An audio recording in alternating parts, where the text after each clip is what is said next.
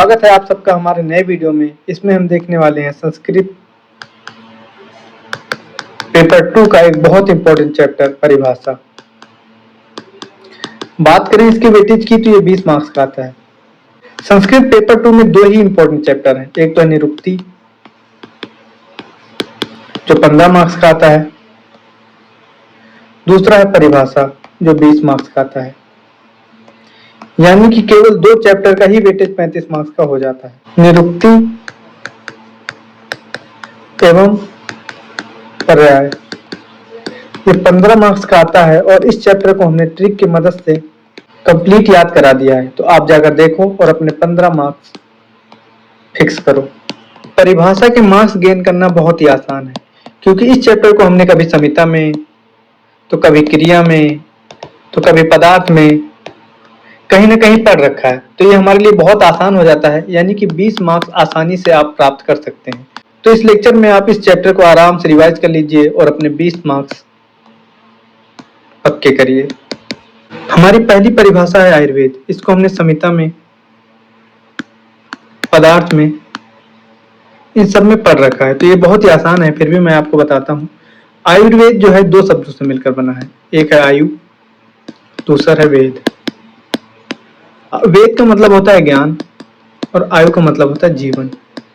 यानी कि जीवन के ज्ञान के बारे में जिस शास्त्र में बताया गया है उसको हम आयुर्वेद बोलते हैं।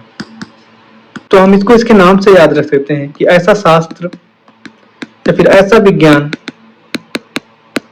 जिसमें आयु के लिए क्या हितकर है, क्या अहितकर है,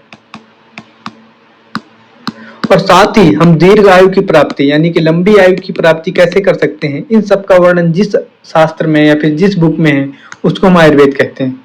आगे बढ़ने से पहले मैं आपको बताना चाहूंगा कि आयु 4 प्रकार की होती है: हित आयु, अहित आयु, सुख आयु और दुख आयु। तो ऐसा शास्त्र जिसमें चारों प्रकार की आयु का वर्णन हो, साथ ही आयु के लिए कौन सा आहार हितकर है, कौन सा अहितकर है, इसका वर्णन हो, साथ ही आयु का मान जिसमें बताया गया हो, वैसे शास्त्र को हम आयुर्वेद कहते हैं। आयु के मान से आप क्या समझते हैं? हमारे 4 प्रकार के युग थे: सतयुग, त्रेता युग, द्वापर युग और कलयुग। सतयुग में माना जाता था कि 400 वर्ष तक लोग जीते थे। ऐसे ही त्रेता युग में 300, द्वापर में 200 और कलयुग में माना जाता है 100 वर्ष तक। बात अलग है कि हमारे कर्म कांड की वजह से अब हम 70 तक जी जाएं तो बहुत बड़ी बात है, लेकिन जो माना जाता है वो 100 वर्ष है। यानी आयु का मान का मतलब यही है। तो ऐसा शास्त्र जिसमें चारों प्रकार की आयु का वर्णन हो, साथ ही कौन सा आहार आयु के लिए हितकर है, कौन सा अहितकर है, इसका वर्णन हो, आयु का मान बताया गया हो, ऐसे ही शास्त्र को हम आयुर्वेद कहते हैं। नेक्स्ट है ऐसा शास्त्र, ऐसा विज्ञान जिसमें आयु का यानी जीवन का ज्ञान कराता है, उसको आयुर्वेद कहते हैं। हमारा नेक्स्ट टॉपिक है पंचमहाभूत। अब पंचमहाभूत आपने पढ़ा नहीं है पदार्थ विज्ञान, बताओ पढ़ा है ना? तो वही पंचमहाभूत कितने हैं को अगर याद नहीं है तो एक निमोनिक से याद कर लो। आवाज किसकी? पृथ्वी की। ए से हो जाएगा आकाश, वी से हो जाएगा वायु, ए से हो जाएगा अग्नि और जे से हो जाएगा जल और पृथ्वी। तो इसका एक सीरियल आपको याद करना जरूरी होता है, क्योंकि जो पंचमहाभूत है इनका सीरियल वाइज जैसे ही इनकी उत्पत्ति हुई है, तो इसको आपको याद करना जरूरी है। अब इनके गुण है: आकाश का है शब्द, वायु का है स्पर्श, अग्नि का है रूप, जल का है रस, पृथ्वी का है गंध। अगर ये सब आपको याद नहीं है तो आप जाके वीडियो देखो, हमने लेक्चर में ट्रिक बता रखी है, आपको याद हो जाएगा। हमारी नेक्स्ट परिभाषा है तत्व शरीर नाम चेतनाधिष्ठान। ये आपने रचना शरीर में पढ़ा नहीं? बताओ पढ़ा है ना? अभी पढ़ के आए होंगे आप। तो इसको आप बहुत आसानी से याद कर सकते हैं कि शरीर का नाम है तो शरीर ही लिख देना है, शरीर नाम। दो भूत आपको याद करने हैं, एक तो है चेतनाधिष्ठान भूत, दूसरा है पंचमहाभूत विकार। पंचमहाभूत विकार तो आपका श्लोक आपको आसानी से याद रह जाएगा। तत्व शरीर नाम चेतनाधिष्ठान भूत, पंचमहाभूत और विकार समुदायात्मक समयोगाही। दो आपको सवाल याद करना है, समुदायात्मक और समयोगाही। तो आपको ऐसा श्लोक याद रह जाएगा। अब ये चेतना का अधिष्ठान, चेतना मतलब आत्मा।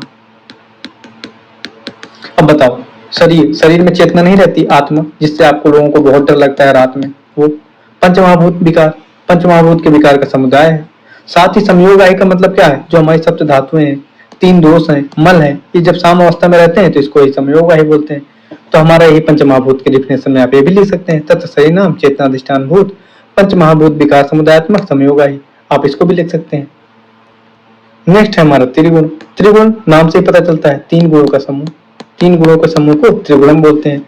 तो जो हमारे मानसिक गुण हैं सत्व, रज और तम, यही तो तीन गुण हैं। तो ये देखो तीन प्रकार के हैं, सतगुण, रजगुण, तमगुण। तो हमारी नेक्स्ट परिभाषा है दोषा। दोषा मतलब क्या? जो किसी को दूषित करता हो। और दूषित किसको कर सकता है? हमारे पास दो ही चीजें हैं, ये तो शरीर को दूषित करेगा, ये तो मन को करेगा। यानी कि दोष उसे कहते हैं जो मन या शरीर को दूषित करता है, जाहिर सी बात है। तो नेक्स्ट दोषा में हम ये भी लिख सकते हैं कि जो हमारे त्रिदोष हैं वात, पित्त और कफ, जब ये प्राकृतिक अवस्था में होते हैं तो देह यानी कि शरीर को धारण करते हैं। और लेकिन जब यही दोष विकृत अवस्था यानी कि इम्बैलेंस में हो जाते हैं तो शरीर का नाश करते हैं। तो कितना आसान है चीजें बताओ। अगर ये तीनों दोष यानी कि वात, पित्त, कफ ये जब प्राकृतिक अवस्था में होंगे तब शरीर का धारण करेंगे, लेकिन जब ये विकृत अवस्था में हो जाएंगे तो शरीर का नाश करेंगे। यानी कि वात आदि दोष अपने स्थान में रहते हुए वात गति के लिए, पित्त उष्मा के लिए, कफ स्निग्धता के लिए उत्पन्न करता है। और यही दोष शरीर की उत्पत्ति, पोषण और धारण इन सब के लिए रेस्पॉन्सिबल होते हैं। और जब ये विकृत यानी कि इम्बैलेंस हो जाते हैं तब धातु, मल इन सबको दूषित करते हैं और शरीर में रोग उत्पन्न करते हैं। इसी कारण तो इन्हें हम दोष कहते हैं, क्योंकि ये धातु और मल इन सबको दूषित करते हैं। हमारा नेक्स्ट टॉपिक है मला। मला यानी मल। हमारे शरीर में तीन प्रकार के मल होते हैं, पुरुष, मूत्र और स्वेद। यानी कि जो मल है वो अगर अधिक समय तक शरीर में रुक गया तो शरीर को मलिन करेगा, इसीलिए तो हम इसको मल कहते हैं। लेकिन यही मल अगर सही टाइम पे इसका निष्कासन होता रहा तो ये शरीर को निर्मल करता है, शरीर को शोधित करता है, इसलिए इसको मल कहते हैं। नेक्स्ट है दूषित। अब आपने ऊपर पढ़ा दोष। अब दोष किसी को दूषित कर रहा था इसलिए हम उसको दोष बोलते हैं, लेकिन जिसको दूषित कर रहा था उसको हम क्या बोलते हैं? दूष्यम। उसको हम बोलते हैं दूष्यम। और दूष्यम क्या था? हमारा धातु था, मल था। तो लो यही है हमारा जो सप्त धातुएं थी, रस, रक्त, मांस, मेद, अस्थि, मज्जा, शुक्र, ये सभी धातुएं हैं। इन्हीं को हम दूषित कहते हैं, क्योंकि जो दोष होते हैं इन्हीं को दूषित करते हैं। धातु भी इनको क्यों बोलते हैं? क्योंकि शरीर का धारण करते हैं, इसीलिए हम इनको धातु भी कहते हैं। क्योंकि ये जो धातु हैं ये वात, पित्त, कफ इन दोषों से दूषित हो जाते हैं, इसीलिए इनको हम दूषित कहते हैं, जो कि मैंने आपको पहले ही बता रखा है। हमारा नेक्स्ट डेफिनेशन है संसर्ग और सन्निपातज। इन दोनों को हम एक साथ याद रख सकते हैं। जैसे वात, पित्त, कफ ये तीनों दोष होते हैं। यदि ये दोनों छीड़ हुए या फिर कुपित हुए, और जब ये दो ही मिले, जैसे वात पित्त मिल गया या फिर पित्त कफ मिल गया या फिर कफ वात मिल गया, इन तीनों में से जो दो अलग अलग पेयर बन रहे हैं दो, अगर ये दोनों मिलते हैं तो इनको संसर्ग कहते हैं। जैसे कि वात, पित्त और कफ, जब कोई दो यानी कि तो वात पित्त या फिर पित्त कफ या फिर कफ वात, इन दोनों में से कोई भी साथ मिलते हैं तो उसको हम संसर्ग कहते हैं। अब देखो संसर्ग छोटा शब्द है तो इससे आपको याद रखना है कि दो दोष हैं। सेम सन्निपातज बड़ा है तो इसमें तीनों दोष, यानी कि जब वात, पित्त और कफ, जब ये छीड़ कुपित तीनों दोष एक साथ मिलते हैं, मतलब तीनों दोष एक साथ मिलते हैं, तब उसको हम सन्निपातज बोलते हैं। तो आप इसको आसानी से याद रख सकते हैं कि संसर्ग छोटा शब्द है तो दो दोष रहेंगे, सन्निपातज बड़ा शब्द है जिसमें तीन दोष रहेंगे। नेक्स्ट हमारा द्रव। इसको भी आपने पदार्थ विज्ञान में पढ़ रखा है। तो वह पदार्थ जो परिणाम को प्राप्त होता है अथवा संयोग और विभाग को प्राप्त होता है द्रव कहलाता है, जाहिर सी बात है आपने पढ़ रखा है। नेक्स्ट, द्रव्य नित्य भाव पदार्थ है, यानी कि जो कभी ना खत्म होने वाला पदार्थ है। क्रिया और गुण का आधार है, यानी कि द्रव में ही तो गुण और कर्म रहते हैं, तो क्रिया और गुण का आधार है। तथा अन्य कार्य द्रव्यों के जितने भी अन्य कार्य द्रव्य हैं उन सबका समवायी कारण होता है। तो ये भी आपको आसानी से याद रह जाएगा। नेक्स्ट है गुण। गुण को याद करना बहुत ही आसान है, क्योंकि गुण यते अमृते लोक अनेन इति गुणा, यानी कि जो गुण है वो लोगों को अपनी ओर आमंत्रण देता है, यानी कि जिसके द्वारा लोग द्रव की ओर आकर्षित होते हैं उसे गुण कहते हैं। अब जाहिर सी बात हो, जितने भी लड़के हैं सिंगल क्यों रहते हैं? उनके अंदर कोई गुण ही नहीं है कि किसी को आकर्षित कर सके। वही सेम लाइन लिखा है कि जिसके द्वारा लोग द्रव की ओर आकर्षित होते हैं उसे गुण कहते हैं। तो ऐसे ही आप इसको याद रख सकते हैं। नेक्स्ट है कि द्रव्यों के लक्षणों में भिन्नता का कारण उसके गुणों के कारण होता है। अब जाहिर सी बात बताओ, एक ए बॉय है, एक बी बॉय है, एक के पास 4 गर्लफ्रेंड है और दूसरे के पास एक भी नहीं है। ये क्यों, किसके कारण है? क्योंकि बी के पास ज्यादा गुण है, ए के पास नहीं है। इसलिए इन दोनों में जो डिफरेंस है, ए और बी में जो डिफरेंस है वो किसके कारण है? उसके गुणों के कारण ही तो है। तो सेम यही बात बता रही है। नेक्स्ट लाइन है समवायित्व निश्चेष्ट कारणम गुणा, यानी कि द्रव के अंदर जो गुण है उस समवाय कारण से रहता है, यानी कि ये दोनों कभी एक दूसरे से अलग नहीं हो सकते। यही है इसका मतलब है। गुरु का ज्ञान उसके कर्मों से जाना जाता है। अब जाहिर सी बात है, ये बताओ, कोई ए लड़का है, वो अच्छा है या फिर बुरा है? आप जब तक नहीं पता लगा सकते जब तक ये कोई कर्म नहीं करता। अगर अच्छा कर्म कर दिया उसने तो आप बोलोगे भाई उसके अंदर अच्छे गुण हैं। अच्छा, अगर उसने बुरे कांड कर दिए तो आप बोलोगे नहीं नहीं वो बुरा आदमी है, उसके अंदर बुरे गुण पाए जाते हैं। तो बस सेम है, मतलब कि गुरु का ज्ञान जब तक कोई कर्म नहीं करेगा तब तक हम पता नहीं लगा सकते। सेम यही लाइन लिखी हुई है यहाँ पर। नेक्स्ट हमारा टॉपिक है बी, कर्म। क्रियते इति कर्म, यानी कि जो किया जाए उसको कर्म कहते हैं। सेकंड लाइन है द्रव्य पर आश्रित रहता। अब जाहिर सी बात है, अगर द्रव्य ही नहीं रहेगा तो कर्म कहाँ पाया जाएगा। दूसरा है गुण से रहित होता है, यानी कर्म में कोई गुण नहीं पाया जाता, ये आप याद रखना। दूसरा संयोग और विभाग का निरपेक्ष कारण होता है। अब कोई वस्तु है, जब तक आप इसमें कर्म नहीं करोगे तो ना इसका संयोग होगा ना विभाग होगा। जाहिर सी बात है, अगर उसको अलग अलग काटना है तो आपको कर्म करना पड़ेगा, या फिर अलग अलग है उनको जोड़ना हुआ तो उसमें आपको कोई कर्म करना पड़ेगा। तो इसकी डिफिनेशन बनेगी कि द्रव्य पर आश्रित रहता है, गुण से रहित रहता है, संयोग और विभाग का कारण होता है। नेक्स्ट आप इसमें भी लिख सकते हैं प्रयत्न पूर्वक की गई चेष्टा को कर्म कहते हैं। नेक्स्ट है सामान्य और विशेष। इसको आपने पदार्थ विज्ञान में बहुत अच्छे से पढ़ रखा होगा, इसका श्लोक भी आपको याद होगा। ये श्लोक आपको बहुत काम देगा अगर पेपर में आ गया। इसकी डिफिनेशन बनती है कि सभी भाव सभी काल में, ऐसा नहीं केवल दिन में, केवल रात में, केवल दोपहर में, नहीं, सभी काल, यानी कि जितने समस्त भाव हैं सभी कालों में वृद्धि का कारण सामान्य होता है। यानी कि कोई भी भाव हो, किसी भी काल में हो, यदि उसकी वृद्धि होती है तो उसके पीछे का रीजन कौन है? सामान्य है। यही इसका डिफिनेशन का अर्थ हुआ। नेक्स्ट है कि जो नित्य एक तथा अनेक में सवाय संबंध से रहता है उसे सामान्य कहते हैं। जिसके सहारे विभिन्न वस्तुओं में समानता की प्रतीति होती है उसे सामान्य कहते हैं। यानी कि दो वस्तु हैं, इन दोनों में अगर समानता है तो किसके कारण है? सामान्य के कारण ही है। समान धर्म का होना ही सामान्य है। ये एक लाइन है, इसको भी आप याद कर लेना। दूसरा विशेष इसका अपोजिट है। पृथकत्व का भाव जो है वह है विशेष। विपरीत होना ही विशेष कहलाता है। इसको आपने पदार्थ में अच्छे से पढ़ रखा होगा। नेक्स्ट है गुरु और लघु। गुरु पाक होता है, जाहिर सी बात है, गुरु है तो गुरु पाक होगा। शरीर में गौरवता उत्पन्न करता है, यानी कि भारीपन उत्पन्न करता है, इसीलिए हम इसको गुरु कहते हैं। अब ये बताओ, आपने वात का गुण क्या पढ़ रखा है? लघु। और ये क्या है? गुरु। तो जाहिर सी बात है ये वात को हरेगा। और कफ का गुण होता है गुरु, तो कफ वर्धक होता है।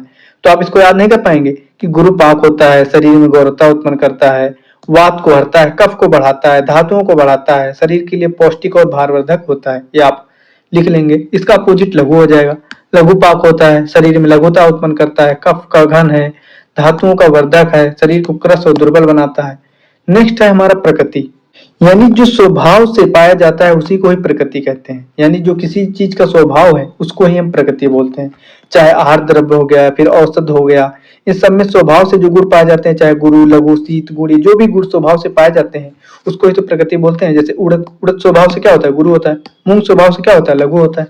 सेम, बहुत ही आसान है, आपको बस आराम से एक बार रिवाइज करना और पेपर में लिख के आना। आपको कोई प्रॉब्लम नहीं होगी, आपको अच्छे से मार्क्स मिलने वाले हैं। बस आपको एक एक श्लोक याद कर लेना है, श्लोक को करना है आपको अंडरलाइन, और साथ ही आपको पॉइंट वाइज एक पेज भर देना है। टोटल 20 नंबर का आने वाला है, तो आपको 20 मार्क्स गारंटी से होने वाले हैं। नेक्स्ट है विकृति। अब प्रकृति से उत्पन्न वाली जो भी अवस्था है, जो प्रकृति है इससे उत्पन्न वाली कोई भी अवस्था हो उसको हम विकृति बोलते हैं। जैसे दूध है, दूध से दही उत्पन्न हुआ है, स्वभाव से दूध पाया जाता है, लेकिन उसमें विकृति उत्पन्न होकर ही तो दही बनी है। मूल स्वभाव यानी कि जो उसका नेचुरल स्वभाव है, उसके अलावा कोई भी अवस्था होती है उसको हम विकृति बोलते हैं। हमारी नेक्स्ट लाइन है बुद्धि, इंद्रिय, मन तथा शरीर। ये जो चारों चीजें ये यथापूर्वक कार्य नहीं कर पा रहे हो, यानी कि जैसा कार्य करना चाहिए वैसा कार्य नहीं कर पा रहे हैं, और शरीर में उत्पन्न हो गई हो परिवर्तन यानी विकृति, उसी को हम विकार कहते हैं। आगे बढ़ने से पहले बता दूं, हमारे पास होती है षट क्रिया काल, जिसमें 6 चीजें आती हैं: संचय, प्रकोप, प्रसर, स्थान संश्रय,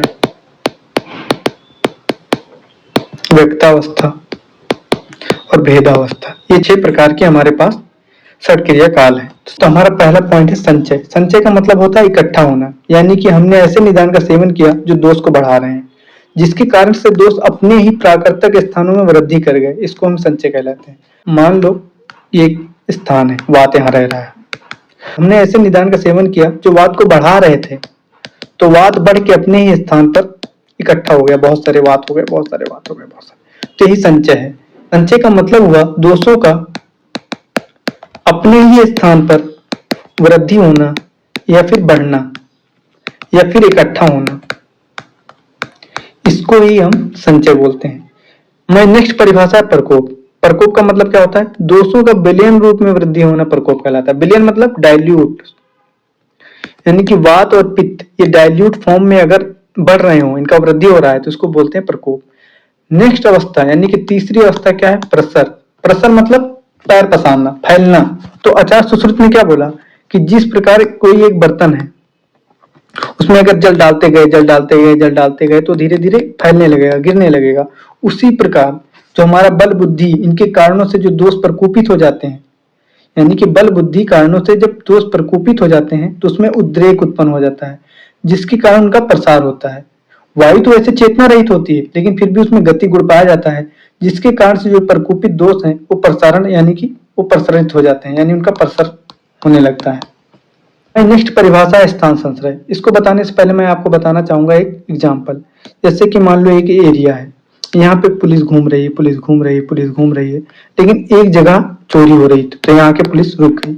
यानी कि उसने देखा ये स्थान यहाँ पर विकृति उत्पन्न है, तो यहाँ पर पुलिस रुक गई, यहाँ पर चोरी हो रही थी। सेम यही हाल दोष में होता है, यानी कि एक ऐसा स्थान है, तो दोष प्रसर अवस्था में ऐसे घूम रहे थे, उन्होंने एक स्थान देखा जहां पर देखा कि खा बेगुड़ता। खा बेगुड़ता का मतलब है कि वहां कोई प्रॉब्लम थी, तो दोष वहां पर रुक गए, यानी कि संकर गए। तो सेम वैसे ही एग्जाम्पल से आप इसको समझ सकते हैं। यानी कि दोषों का जब प्रसर होता है तो जिस स्थान पर स्रोतों का बैगुण होता है, यानी कि स्रोतों में कोई प्रॉब्लम होती है, तो उसी स्थान पर दोषों का संग होता है, यानी दोष इकट्ठे होते हैं, उसी को स्थान संश्रय कहते हैं। ये चतुर्थ क्रियाकाल है। जैसा कि हमने आपको बताया था कि षड क्रियाकाल, इसमें संचय, प्रकोप, प्रसर, स्थान संश्रय, व्यक्तावस्था और भेदावस्था। यहाँ पर आप देख पा रहे होंगे स्थान संश्रय चौथे स्थान पर आता है, यानी कि चतुर्थ क्रियाकाल है, और ये अवस्था चिकित्सा का चौथा अवसर होता है। तो प्रकोपित हुए दोष स्रोतसों के द्वारा पूरे शरीर में भ्रमण करते हैं, और जिस स्थान पर देखते हैं कि खा बेगुड़ता यानी स्रोतसों में कोई प्रॉब्लम हुई है, वहां पर दोष स्थिर हो जाते हैं और व्याधि को उत्पन्न करते हैं। इसी को ही हम स्थान संश्रय बोलते हैं। हमारा नेक्स्ट टॉपिक है दोष गति, यानी कि दोषों की गति। मनुष्य के शरीर में दोष पूरे शरीर में भ्रमणशील यानी घूमते रहते हैं, और जब वो प्राकृतिक अवस्था में होते हैं तब वो शरीर को स्वस्थ बनाए रखते हैं, लेकिन जब वो विकृत अवस्था में हो जाते हैं तब वो शरीर को व्याधिग्रस्त करते हैं, यानी व्याधि उत्पन्न करते हैं। दोनों ही अवस्था, चाहे वो प्राकृतिक अवस्था हो या फिर विकृत अवस्था हो, दोनों ही अवस्थाओं में दोष पूरे शरीर में घूमते रहते हैं और विभिन्न गतियों को प्राप्त करते हैं। हमारा नेक्स्ट टॉपिक है भेद। भेद यानी कि भेदावस्था, यानी जो हमारी षड क्रियाकाल थी उसका छठवां क्रियाकाल। विदृढ़ होना शोफ आदि का लक्षण है, यानी कि जो शोफ है उसका लक्षण होता है विदृढ़ होना, इसी को हम भेद कहते हैं। सुश्रुत ने जो षड क्रियाकाल बताई है, जिसको हमने आपको पहले भी बताया है, तो छठवें स्थान पर आता है, वो है भेदावस्था, यानी कि भेद। यदि इस अवस्था में हम चिकित्सा नहीं करते हैं तो रोग असाध्य हो जाता है। तो ये आपका भेदावस्था भी क्लियर हो गया। नेक्स्ट टॉपिक है रस। रस के बारे में तो आप जानते ही होंगे कि हमारे 6 रस होते हैं: मधुर, अम्ल, लवण, कटु, तिक्त और कसाय। ये हमारे 6 रस होते हैं। रस इंद्रिय यानी कि हमारी जीभ, इसके द्वारा हम जिस विषय का ग्रहण करते हैं उसको हम रस कहते हैं, यानी कि रस इंद्रिय का जो विषय है उसको हम रस कहते हैं, यानी जिस गुण का रसना के द्वारा ग्रहण होता है वो रस कहलाता है। हमारा नेक्स्ट टॉपिक है वीर्यम, यानी कि वीर, यानी जिसके द्वारा क्रिया होती है उसको हम वीर बोलते हैं, यानी जिस शक्ति से द्रव अपने कर्मों का संपादन करता है उसको वीर कहते हैं, यानी कि द्रवों की वह शक्ति जिसके द्वारा वह कर्म करता है,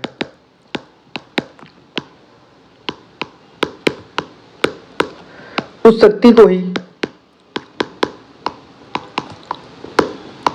वीर बोलते हैं।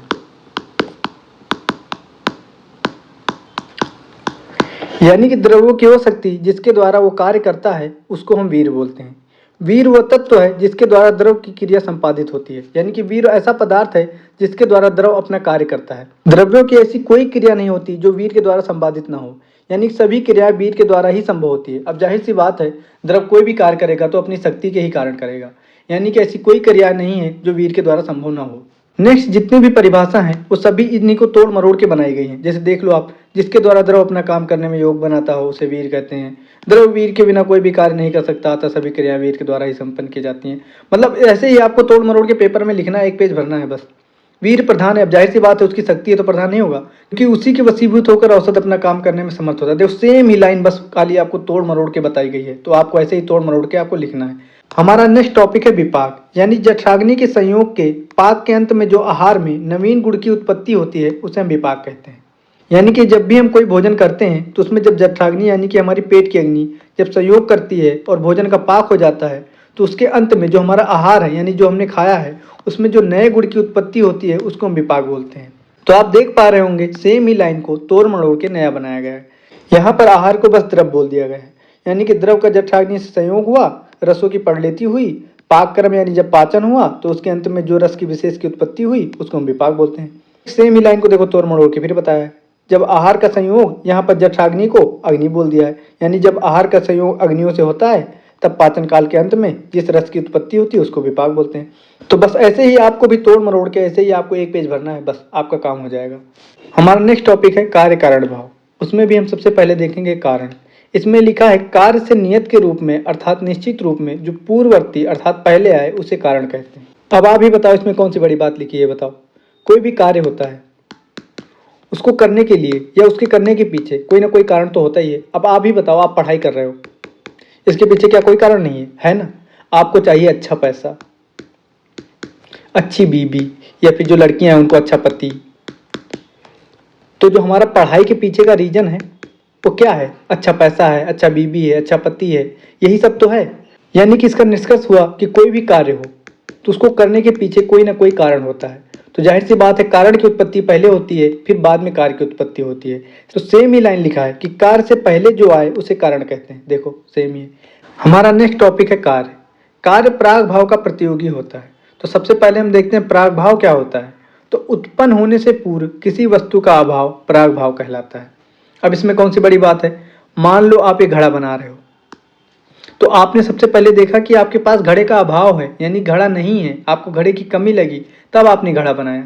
सेम ऐसे भी जब कार्य भी जब तक उत्पन्न नहीं हो जाता तब तक उसका अभाव रहता है। अब जाहिर सी बात है, मान लो आप समोसा बना रहे हो तो समोसे का अभाव आपको तब तक लगेगा जब तक कि समोसा उत्पन्न नहीं हो जाता है। तो जाहिर सी बात है कार्य जब तक उत्पन्न नहीं होता है तब तक उसका अभाव रहता है। इसीलिए हम कार्य को प्राग भाव का प्रतियोगी कहते हैं। तो ये डिफिनेशन कितनी आसान है। तो हमारा नेक्स्ट टॉपिक है स्रोतस। इसको आपने रचा शरीर में जरूर पढ़ा होगा। तो इसको हम ऐसे देखते हैं कि शरीर के वो सभी भाग जहाँ श्रवण यानी गति क्रिया होती है उसको स्रोतस बोलते हैं। अब जाहिर सी बात है जिसमें श्रवण यानी कि बहाव होता है उसको ही हम स्रोतस बोलते हैं। यानी कि स्रोतस वह है जिसमें स्राव होता है, उसको ही हम स्रोतस बोलते हैं। तो हमारा नेक्स्ट टॉपिक है कोष्ठ। कोष्ठ भी आपने रचना शरीर में जरूर पढ़ा होगा। तो अमाशय, अग्नाशय, पक्वाशय, मूत्राशय, जितने भी अवयव यानी कि जितने भी ऑर्गन हैं जिस स्थान पर सुरक्षित रहते हैं उसको ही हम कोष्ठ बोलते हैं। कितना आसान है ये बताओ। हमारा नेक्स्ट टॉपिक है आमम।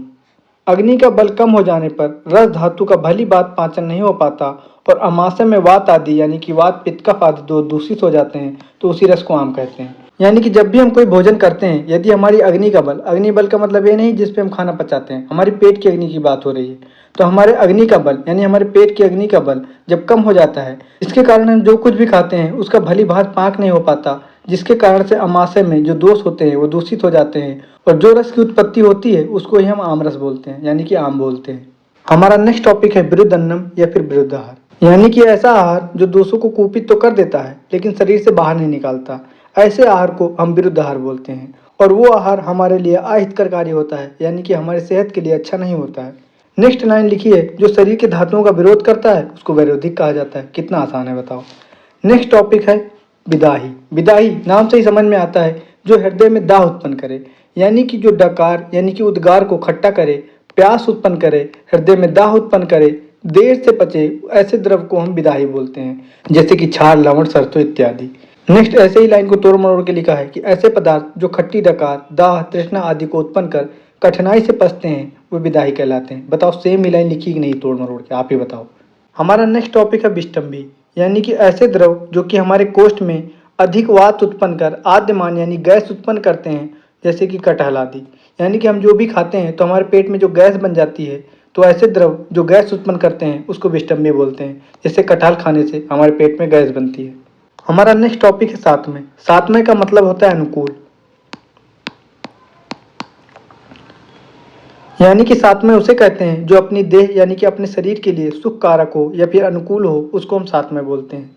यानी कि दीर्घकाल के सेवन से भी व्याधि कारण नहीं होता है, उसे सातवें कहते हैं। यानी कि हम दीर्घकाल लंबे समय तक खा रहे हैं फिर भी कोई व्याधि उत्पन्न नहीं हो रही है, तो उसको हम सातवें ही तो बोलेंगे।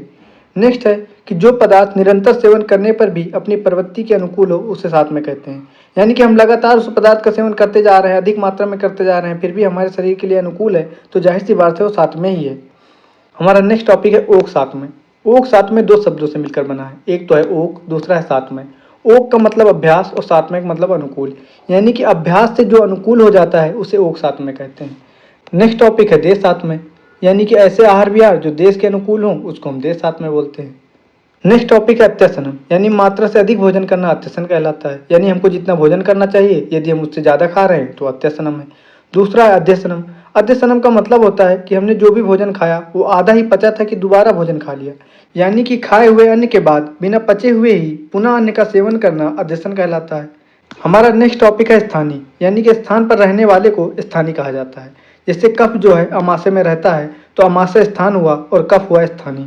हमारा नेक्स्ट टॉपिक है योगवाही। जो औषधि द्रव अन्य किसी द्रव के साथ पचता हुआ अपने सांसर्गिक द्रव के सभी गुणों को ग्रहण कर लेता है, साथ ही साथ अपने गुणों को भी रखता है, उसे योगवाही कहते हैं। जैसे कि मधु, जल, तेल, घृत, पारद, लौह आदि।